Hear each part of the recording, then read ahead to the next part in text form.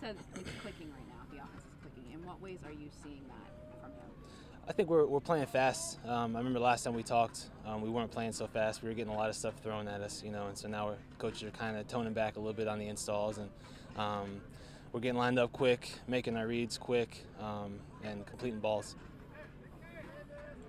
How much do you think whatever time the ones have together in that game Thursday, will that give you a sense of a chance to evaluate how far you've come? They're always evaluating. People are always evaluating us. But I know, as a group, I know last week I was looking at it. I was standing on the field. I was like, man, this would be really cool to be playing right now.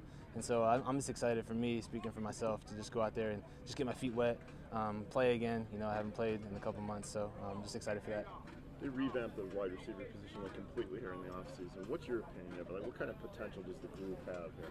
Yeah, really good group, man. One of the guys I've been most impressed with since I got here, because you hear all these bad things in the media, and being in Philly the last couple of years, you just hear all this negative stuff, about Kevin White, and I've been extremely impressed with him, the way he's handled himself with all of that.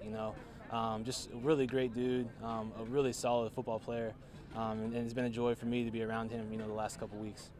What have you seen from how Adam has progressed, and just him being a younger guy, kind of learning how to really become a big, great tight end? Yeah, Adam has all the gifts, height, size, weight, ability to catch the ball, ability to run routes and block. He's definitely evolved. I think Coach Gilbride's definitely helped him a lot with some of his techniques and things like that. But a really good football player as well. Like I said, he has all the intangibles. Do you ever take him aside as maybe a mentor, just like to kind of help him out? I think everybody on the team, especially on the offensive side, knows that they can come to me for anything. So it's more of him coming to me than me, grabbing him. Who's your favorite player to watch on the Bears offense? Yeah. Mitch is really impressive. Another guy who's extremely impressive, and I was watching film yesterday, and he just kept popping up, was Kyle Long. Man, the way he's blocking guys like Akeem, Akeem's one of the most impressive guys I've ever seen, ever in my football career. Yeah.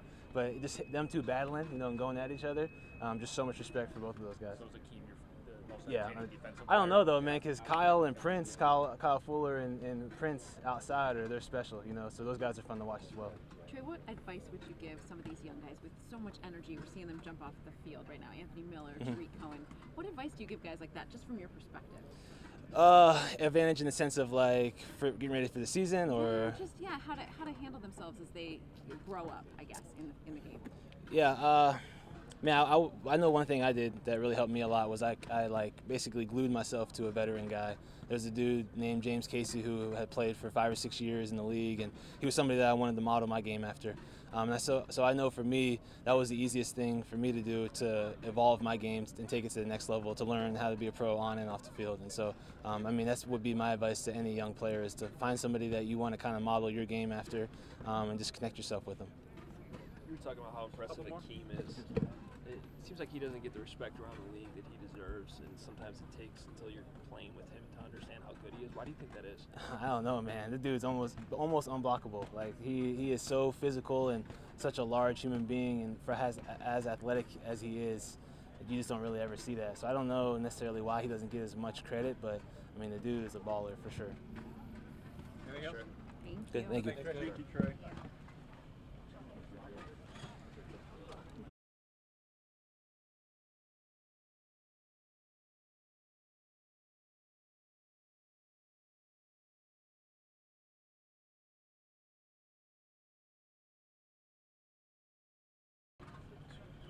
And record. Adam, you're up. Yep. How y'all doing? How are you? Pretty good. Andy, what are your expectations for Thursday night? What do you hope to get out of playing however little you will? Just go out there and make as many plays as we can, and just, it's like a mock game for us, really. We go out there, probably with a drive or two.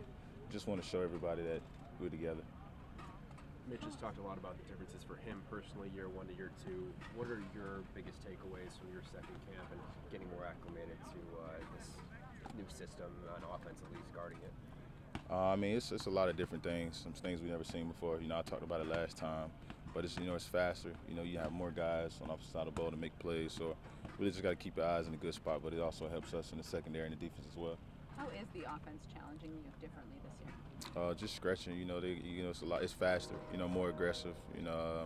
Like I said, it's a lot of guys on the opposite side of the ball right now that can make plays with balls in their hands. So that's one of the biggest things. Who's been fun to watch?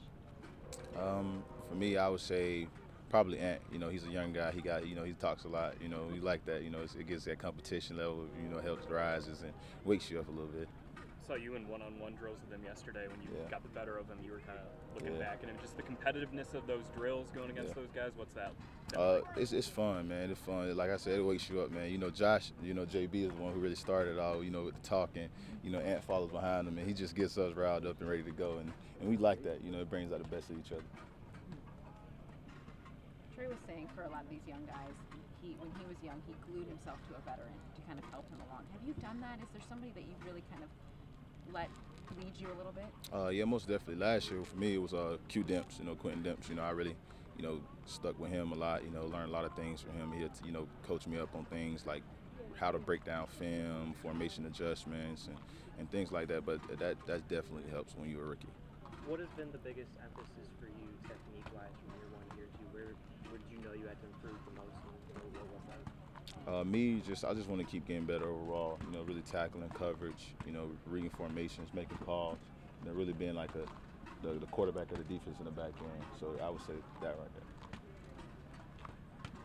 Are you surprised Roquan's not here yet? Kind of, man, but I understand it's a business, and you got to do what's best for you at the end of the day. So, I mean, we want him back, as fast as possible, but, we understand what's going on. How hard do you think it is for someone, he wants to be here, but to be missing so many valuable reps? I mean, it's tough. I really can't speak on how he feels, but just being a football player in general, I know you want to come out here and compete and show everyone, what you're made of, and also earn that spot, But Roquan, he's a stand-up guy. He's very humble, so I know when he gets back, he's going to work. What stuck out about Burton's game to you? With Trey, yeah. It's more like he's very fluid with his routes. He's not like a normal tight end. He can make moves. He has quick speed and things like that, man. He's just overall a good tight end, especially in the passing game. Anything else? Thanks, Sonny. Thanks, everyone. Thank you.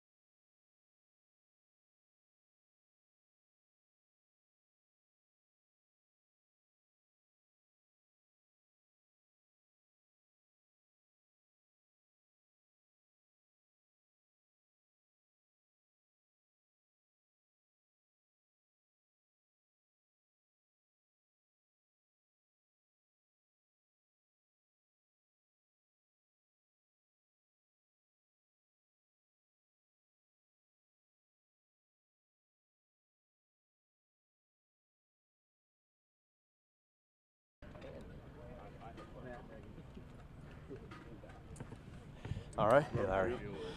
All right, so lighter practice today, as you could tell. 10-10-10, guys pretty good mentally, which was good, and now we get ready to take off tomorrow to Cincy, so I think the guys feel pretty prepared. What are you hoping, outside of staying healthy, what do you want to see from some of the ones that are going to play for the first time? growth from conceptually, offensively. You want to see growth in some of the concepts that we run. Are they making, it all goes back to making the same mistake twice. Are they correcting some things that we teach them throughout the week? And so that'll be the biggest thing. And then bringing that toughness to the game and not, I thought we handled it pretty well the first game. We were physical, made some good hits on defense, got after the quarterback. Special teams, we were good with the field position. So let's just continue to keep getting better there. How tough is it for you to walk the fine line between you want to see the guys doing what you want them to do during the regular season, but yet you don't want to put anything on tape for other teams to see? So how do you kind of walk that? Well, it's not that hard because there's 1,000 plays that we have. I'm talking offensively. There's so many plays, so you can still run good concepts and things you're going to do, and then there's going to be things that you do as you go. Conceptually, every team's pretty much the same. No one's going to show their complete hand, but at the same time, you can't not practice it. And so what better way than in a preseason game to show some things. So there is a balance. The guys know that, but I think the less stuff you give them, then you really get to evaluate them better because you know that they know what they're doing and they can play faster. Matt, for Anthony Miller, how do you help him both create and understand the patience that's needed within the offense? So with Anthony, there's not a lot of patience with him, so that is the challenging part of it, but that's also the exciting part because he is so competitive each and every play. And sometimes when you get out there and you want to just do your own thing, we have to reel that in. That's what's been so neat in the last couple of weeks. If you've seen him start to see, oh, okay, this is why we do this, and it starts making sense. And then when you take that part of making sense with his ability, his physical ability, and you kind of mix that mental and physical thing together, good things happen. What have you seen him that's allowed him to reel in sort of the freelance nature? The details of the routes. That's the biggest thing that stands out is understanding, when to take 5 steps on a route instead of 3 steps and how that messes up the quarterback's timing. Particular leverage, inside or outside leverage with a DB. Why you release this way and not that way. Those little things. Now, when you look at competition between guys for a starting position or just a role on this team, how much can change on Thursday in those competitions? I think it slowly changes. I don't think it's aggressive over time just because, especially in our case, we have 5 preseason games. So you'll see there's some spots within the team that you'll see maybe change more than others. But over time, you start kind of building this picture of each guy individually where they're at. Now, so for some of the 2s and 3s, okay, you get to see, okay, now here's game 2. And they're starting to build that, what we think, where they're at. And they're putting it all on tape. We tell them the tape doesn't lie. Then you get to week 3, week 4, and then week 5. That's a lot of volume right there that you have to evaluate guys. So we're not there yet.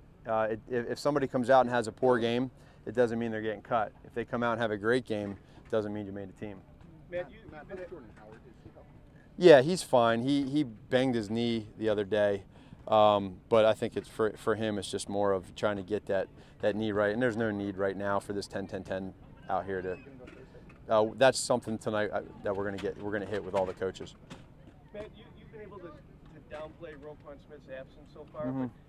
But is there a point where it becomes an issue for you? I mean, if he gets into the regular season, if he misses the season, I mean, is there a point where you have a problem with him not being? Well, again, with Roquan, it's your original question is there's no news, and as we've all said from the beginning, there is a process. But for me as a head coach, I just need to worry about who's here and who the players are, and that's really truly where I'm at. And so if there's 5 or 6 linebackers on this team, if there's 5 or 6 DBs on this team, however many quarterbacks, I'm at a point right now where I just want to focus on who's here, and that's all. Control what we can control what I can control, and those are the guys that we have, and it's really not that hard. I mean, you can try to spin it in a million different ways, but it's pretty simple. If you're here, then that's where we're at, and if you're not, then you go through the process and eventually get it figured out. But I guess that's my question. If it gets into, now it's looking like this could, both sides digging in, it could get into the regular season for all we know. I have no idea. Okay. I don't know if it will or not. Again, with where we're at right now, this is where we're at. So it's week 2 of the preseason. There's a ways to go yet. Matt, as far as that goes, what have you seen as far as the guys who are out here from Nick Kwiatkowski so far? That's the first so Nick, for him, here's a guy that's started, has had a good career, and he comes out here and works hard each and every day. He doesn't say much. He just plays hard. He does everything that's asked for him. So I know Vic's happy to have him. We're all happy to have him, and he just plays ball, and that's all we can really ask for from him. Harry mentioned yesterday that James Daniels was going to stick at center for the rest of the week. Where is he right now as you guys try to figure out his best position?